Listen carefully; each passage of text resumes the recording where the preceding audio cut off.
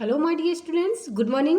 Today now I am going to explain you remaining part of the chapter 9. We have already learned about the reproduction, asexual reproduction, sexual reproduction, male female organs, viviparous, oviparous, etc. Now next point are young ones to adult.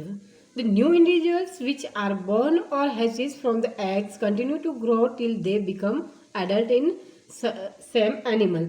अब जो एक से new born baby जो होता है एक से continue उसको हैच किया जाता है जब तक कि वो एडल्ट नहीं बन जाता है एडल्ट इन सेम एनिमल उसी एनिमल के जैसा. द यंग वंस में look very different from the adult. लेकिन यहाँ पे यंग वंस एडल्ट से कुछ डिफरेंस दिखाई देते हैं. जैसे कि अपन ने लास्ट ईयर पढ़ा था सिल्क वर्म की लाइफ साइकिल पढ़ी थी. सिल्क वर्म में जैसे एग है, एग से लार्वा, लार्वा से कैटरपिलर, कैटरपिलर से प्यूपा, प्यूपा से एडल्ट बनता है. यहाँ पे आप देख सकते हैं सिल्क मोथ में यहाँ पे मेल फीमेल दोनों है. फिर यहाँ पे ये लीव्स के ऊपर है, मलबरी लीव्स के ऊपर एक दिया जाता है. एक के बाद ये सिल्क वर्म में कन्वर्ट होता है. सिल्क वर्म फिर कॉकून में कन्वर्ट होता है. कॉकून इस तरह से कॉकून विद डेवलपिंग मॉथ. फिर इससे कॉकून फट के मॉथ निकलती है. तो ये पूरी लाइफ हिस्ट्री है सिल्क मॉथ की. इसी तरह से हम नेक्स्ट पढ़ेंगे यहाँ पे फ्रॉग की. आप देख सकते हो फ्रॉग में भी आप देखिए ये एग है, यहाँ से एग है, एक ढेर सारे एग दिए जाते हैं. एग के बाद ये टैडपॉल में कन्वर्ट होता है और टैडपॉल से फिर यह लेटर टैडपॉल थोड़ा डेवलपिंग टैडपॉल है. इसके बाद ये एडल्ट में यानी कि इसका जो यंग वंस है यानी कि टेडपॉल इससे थोड़ा डिफरेंट होता है. जैसे कि सिल्क मोथ में भी उसका शेप डिफरेंट था, सेम नहीं लगते हैं इनके जो बच्चे होते हैं वो. तो आगे हम यहाँ पे the tadpole adult don't the tadpoles look so different from the adult. यहाँ पे एडल्ट से अलग दिखता है. Can you imagine that this tadpoles would same day become frog. और कुछ समय के बाद यह फ्रॉग जैसा बन जाता है.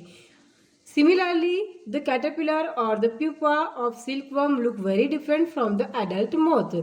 इसी तरह से कैटरपिलर का जो अपन ने कैटरपिलर जो सिल्क मोथ का कैटरपिलर देखा था वो भी बहुत ही डिफरेंट दिखाई देता है सिल्क मोथ से. Features that present in the adult are not found in these young ones. जो एडल्ट में दिखाई देते हैं वो यंग वंस में नहीं दिखाई देते. Then what happens to the tadpole और caterpillar thereafter? तो tadpole और caterpillar का बाद में क्या होता है? एक्चुअली ये एडल्ट में बड़े में कन्वर्ट हो जाते हैं एडल्ट फ्रॉग में. You must have seen beautiful moth emerging out of the cocoon. जैसे कि कैटरपिलर से ब्यूटीफुल मॉथ निकलती है कॉकून से, कॉकून जो बना था कैटरपिलर के बाद उससे. To in case of tadpole में भी they transferred into adult capable to jumping and swimming. Tadpole भी कन्वर्ट हो जाता है छोटे छोटे फ्रॉग में जो जंपिंग कर सकता है और स्विमिंग भी कर सकता है.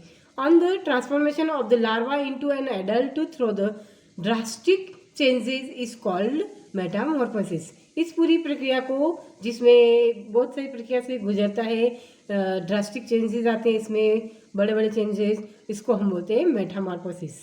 जो सेक्सुअल में भी होता है, एसेक्सुअल रिप्रोडक्शन में भी होता है, दोनों में. What about the changes that we observe in our body as we grow. हम हमारी बॉडी में क्या क्या चेंजेस देखते हैं. Do you think we too undergoes metamorphosis. क्या हम भी मेटामॉर्फोसिस के अंडरगोज जाते हैं. In human beings body part similarly to this present in the adult are present from the time of birth. क्या बर्थ के टाइम ये सारे पार्ट प्रेजेंट होते हैं. बर्थ के टाइम तो प्रेजेंट होते हैं लेकिन इससे पहले एम्ब्रियो में ये प्रोसेस होते हैं. तो इसमें भी हमारे भी एक मेटामॉर्फोसिस प्रक्रिया से गुजरता है. तो ये दोनों में ये प्रक्रिया दोनों में होती है. अब यहाँ पे एसेक्सुअल रिप्रोडक्शन. एसेक्सुअल रिप्रोडक्शन से फेमिलियर में तो हमने देखा है, लेकिन यहाँ कुछ एनिमल होते हैं जो बहुत छोटे छोटे होते हैं जैसे कि hydra, microscopic organism like amoeba. तो इनमें किस तरह से ये रिप्रोड्यूस करते हैं तो ये हम यहाँ पे आगे देखते हैं अगले इस पेज पे. यहाँ पे in each hydra there may be one और मोर बल्जेस. यहाँ पे आप देख सकते हो हाइड्रा के अंदर यहाँ बली निकली हुई है, एक से ज़्यादा भी हो सकती है. और ये क्या धीरे धीरे ग्रोथ करती है, इसको हम बर्ड बोलते हैं. बर्ड इंडिविजुअल्स इनको बर्ड बोलते हैं, ये होती है एक एक को.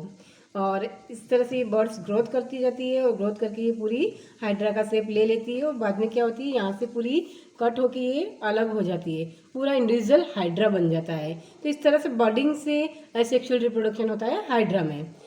Recorded presence of bird in yeast, yeast में भी आपने इसी तरह से पहले पढ़ चुके हैं लास्ट टाइम में, यीस्ट में भी इसी तरह से बर्डिंग होती है और बर्ड निकलती है और वहाँ पे आप नया यीस्ट बन जाता है। In hydra too the new individuals developed as a outgrowth from the single parent, ये एक ही पेरेंट से, सिंगल पेरेंट से ही आउटग्रोथ से ही बन रहा है। इसको हम बोलते हैं एसेक्सुअल रिप्रोडक्शन, क्योंकि इसमें सिंगल पेरेंट ही इन्वॉल्व होता है पूरे रिप्रोडक्शन में, इसलिए इसको हम एसेक्सुअल रिप्रोडक्शन बोलते हैं।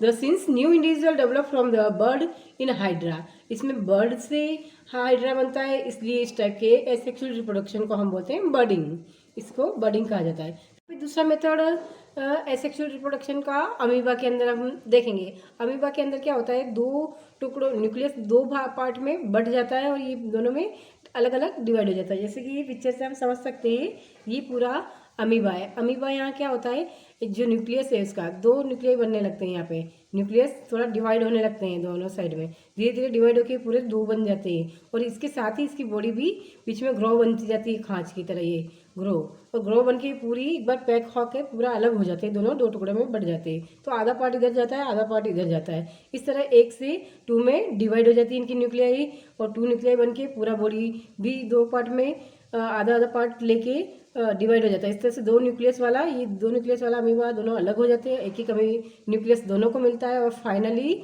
यहाँ पे 2 अमीबा बन जाते हैं, एक पेरेंट से ये 2 में डिवाइड हो जाते हैं। तो इस टाइप के this type of asexual reproduction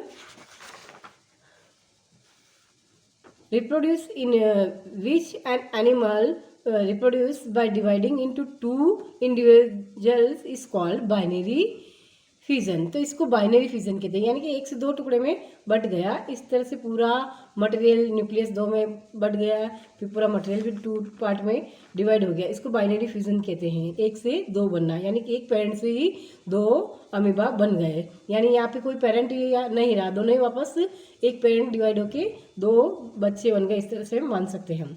apart from budding and binary fusion, इसके अलावा बाइनरी फ्यूजन और बर्डिंग के अलावा भी और भी मेथड्स होते हैं, जैसे कि फ्रेगमेंटेशन वगैरह और भी है जो आप बड़ी क्लास में पढ़ेंगे। आपकी क्लास में ये 2 ही दिए गए थे, इनके बारे में ही समझेंगे। नेक्स्ट क्लास में, हायर क्लास में जाके हम और भी मेथड्स है सेक्सुअल रिप्रोडक्शन के वो पढ़ेंगे। तो आज के लिए इतना ही। Have a nice day, good bye.